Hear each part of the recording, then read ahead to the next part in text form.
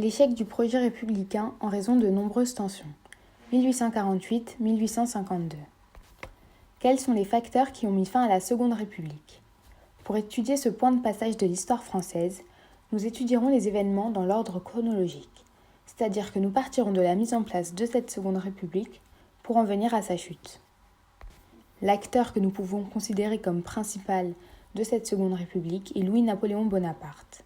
C'est lors de son discours du 21 septembre 1848 qu'il affirma la phrase suivante : « Toute ma vie sera consacrée à l'affermissement de la République ». Nous savons que quelques années auparavant, la Révolution française de 1789 a permis l'émergence de nouvelles idées. Suite à cela, de nombreux régimes politiques se sont succédés sans réel succès, car les idées des révolutionnaires n'étaient souvent pas entendues, souvent pas respectées et étaient souvent mises de côté au fur et à mesure que le régime politique s'installait, ce qui a conduit à de nombreuses émeutes, notamment dans les rues de Paris, et de nombreuses insurrections populaires, ce qui a généralement mené les dirigeants à abdiquer. La mise en place de la Seconde République. La monarchie de Juillet, dirigée par Louis-Philippe Ier, ne plaisait pas à bon nombre de Français. C'est pourquoi des clubs dans lesquels se déroulaient des débats politiques ont fait leur apparition. La mise en place de banquets, notamment en région parisienne par des républicains, permettait également d'échanger des idées et de véhiculer de nouveaux principes.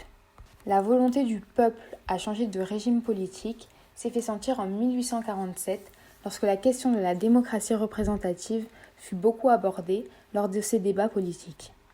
Cette démocratie représentative constitue en fait un des fondements principaux de la Seconde République.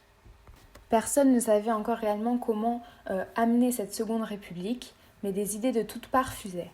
C'est en 1848 qu'une occasion se présenta.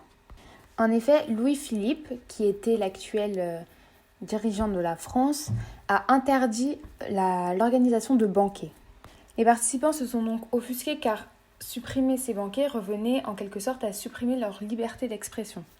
Liberté que la Révolution française avait tant voulu instaurer en France et faire apparaître cela comme un symbole de la France, quelque chose qui est acquis et qui ne bougera pas. Résultat de cette frustration, le peuple se révolte en février 1848 à Paris.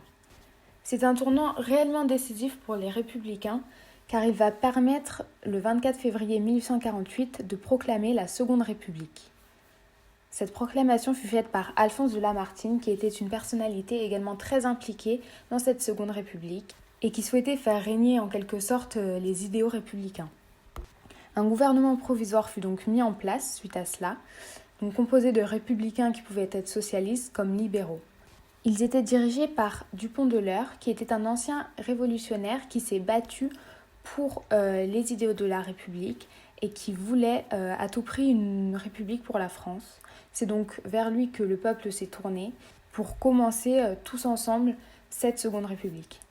C'est un gouvernement qui fut beaucoup apprécié, très prometteur, car l'Assemblée nationale constituante est mise en place en avril et le suffrage universel masculin est instauré en mars. Le peuple français est donc ravi de cette Seconde République qui, pour l'instant, dirigée par Dupont de l'Eure, semble très prometteur.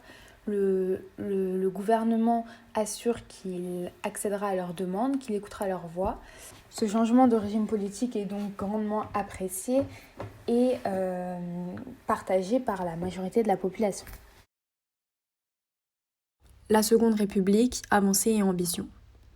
Les premiers mois de la Seconde République suscitent beaucoup d'espoir parmi les républicains qui ont mené la révolution de février 1848 et qui ont retrouvé certaines de leurs libertés. Donc d'abord le 24 février, avec notamment la liberté de réunion qui est rétablie, la suppression de la censure des journaux, des arts, des spectacles, la suppression de la peine de mort pour raisons politiques et plus tard le 27 avril, l'abolition de l'esclavage. Toutes ces avancées, ces libertés retrouvées vont former un climat d'espoir et d'euphorie en France, et surtout dans les rues de Paris, qui a été nommé l'esprit de 1848. Cette période est aussi marquée par les arbres de liberté bénis par les prêtres, les clubs politiques qui se reforment, surtout à Paris où on en comptait 236, et surtout par l'augmentation du corps électoral, une des plus grandes avancées, qui est passé de 250 000 électeurs à 10 millions de Français âgés de plus de 21 ans, ce qui a vraiment plu aux citoyens. De plus, des mesures sociales sont aussi prises et dès le 2 mars, la journée de travail est diminuée d'une heure. Durant cette période, une volonté d'égalité a commencé à se former, avec d'abord la création des ateliers nationaux, qui sont des chantiers publics organisés par l'État pour donner du travail aux ouvriers au chômage. Et le 27 avril, 184 000 ouvriers ont pu travailler pour l'État, ce qui montre l'évolution vers l'égalité entre citoyens français, parce que le bas peuple, donc ici les ouvriers, ne sont plus laissés de côté et trouvent leur place dans la société française. Ensuite, cette volonté d'égalité s'est faite surtout ressentir chez les femmes, qui, grâce au rétablissement de la liberté de réunion et à la suppression de la censure, ont pu s'exprimer. Donc, en mars 1848, Eugénie Niboyer a créé un des quotidiens féministes les plus connus, La Voix des femmes, où les féministes, comme George Sand et Jeanne Duroy, ont pu avoir la parole et revendiquer l'émancipation des femmes, et surtout le droit de vote. Mais cette volonté d'égalité va rapidement rencontrer des obstacles, avec les premières contradictions, notamment le droit de vote des femmes, qui est refusé par l'Assemblée nationale, le droit de participer à tout débat public, qui est à nouveau interdit aux femmes le 26 juillet, et la fermeture des ateliers nationaux en juin 1848, qui causera de nombreuses émeutes, comme on le verra dans la troisième partie. Les limites de cette république. Des tensions à la chute. Tout d'abord, la situation budgétaire de la France se trouve dans une période catastrophique. En réponse à cette crise, le gouvernement décide d'augmenter de 45% les impôts des plus pauvres, comme les paysans. C'est pour cela que de grandes émeutes ont eu lieu dans les campagnes. De plus, l'échec de la démocratie sociale et la répression s'expliquent par l'existence de divisions. La question de la propriété sépare les bourgeois et les ouvriers. Les ouvriers revendiquent la propriété sociale au service de la collectivité, alors que les bourgeois, la liberté de la propriété privée. Enfin, l'Assemblée élue en avril 1848 supprime les ateliers nationaux, car elle refuse que l'État intervienne dans l'économie. En réaction à cette décision, des barricades sont de nouveau érigées dans les rues de Paris lors des journées de juin, du 23 au 26 juin 1848. Pour stopper ces soulèvements populaires, le gouvernement envoie l'armée dans les rues. Ces affrontements d'une extrême violence font entre 3 000 et 5 000 morts et 1 200 prisonniers, par la suite déportés en Algérie ou en Nouvelle-Calédonie afin de peupler les colonies.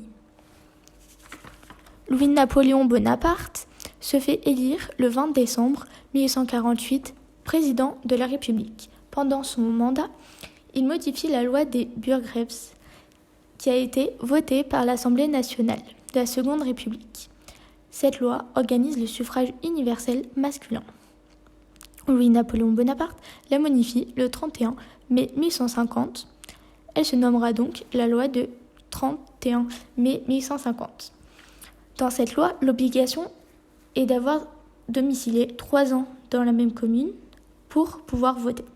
Cette mesure a pour but de restreindre le corps électoral. Puis, le 2 décembre 1851, Louis-Napoléon Bonaparte orchestre un coup d'État au nom du rétablissement du suffrage universel. Et 1 an plus tard, Louis-Napoléon devient l'empereur des Français et c'est à cet instant que la Seconde République chute. L'étude de documents, nous avons choisi d'étudier la caricature d'Honoré Daumier, les fricoteurs politiques, de 1850, qui a été faite à la suite de la publication de la loi du 31 mai 1850, qui, je le rappelle, visait à réduire le corps électoral. Donc tout d'abord, le titre est très parlant. Nous connaissons tout de suite la visée de cette caricature. Ensuite, à gauche, nous pouvons voir Thiers, Berryer, Fauché et Molé, qui sont très caricaturés et qui représentent le gouvernement français qui est beaucoup trop conservateur et qui restreint les droits de son peuple. Donc, ils tiennent une casserole qui contient donc la loi sur les élections, la loi du 31 mai. Et en face d'eux, la France, qui est représentée par une femme et qui est en train de goûter leur cuisine électorale, leur loi, et qui visiblement n'aime pas cette loi, qui est contre. Elle ne souhaite donc pas aller dans le sens de ses dirigeants et elle est prête à les affronter.